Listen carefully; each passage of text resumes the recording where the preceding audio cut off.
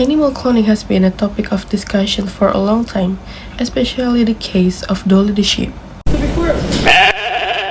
Her name is Dolly. 7 months old, she may not be the monster imagined in a science fiction fantasy, yet the cuddly Finn Dorset lamb may represent a major landmark in the history of genetic engineering.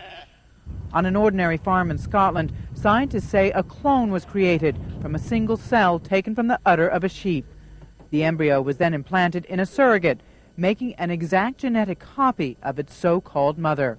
Scientists hail it as a triumph for research in aging, medicine, and genetics. When people hear the word cloning, they often think that it's something strange, dangerous, or even wrong.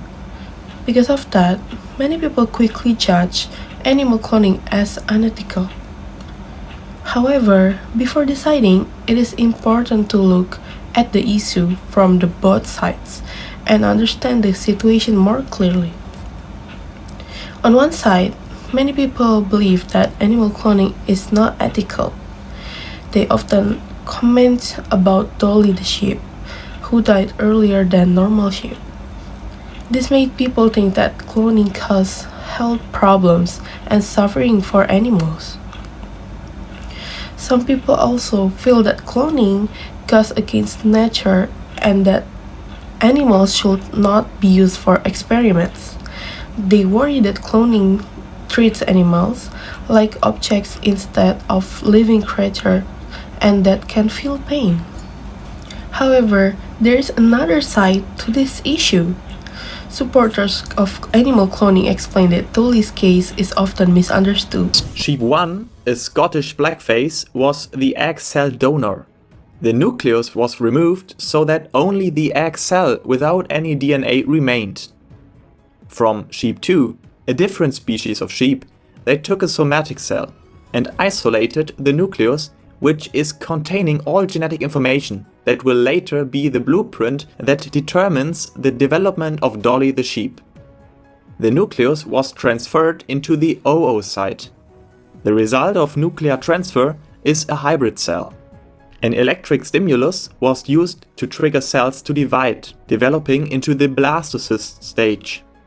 Now, sheep 3, again a Scottish blackface, was used as a surrogate mother. The blastocyst was implanted into sheep 3, and some months later, Dolly was born into this world. And at that time, cloning technology was very new, and scientists were still learning how it worked. Mistakes were common because the science was not as advanced as it is today. Nowadays, animal cloning is much safer than before. Scientists understand genetics and cell aging better. They now choose healthier donor cells and carefully check embryos before continuing the process. There are also clearer rules and ethical guides that scientists must follow. As a result, the risks are lower and the success rates are higher than in the past. Animal cloning today also has clear purpose. It is used for medical research such as studying disease. It is also used to help protect endangered animals and improve agriculture.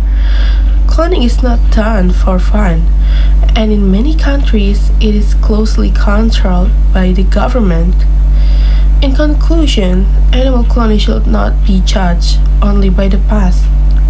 The case of Dolly the sheep shows the limit of early technology, not the true potential of cloning today.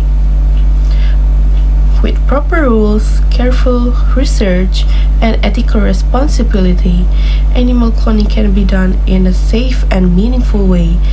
That is why understanding the context is very important when discussing this topic.